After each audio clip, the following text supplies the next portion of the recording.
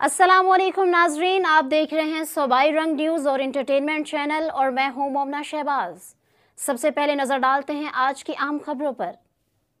Sargodha IG Punjab doctor Usman Anwar की सानहा मुजाहिद colony में बहादुरी और दानिशमंदी का मुजाहरा करने वाली टीम से मुलाकात।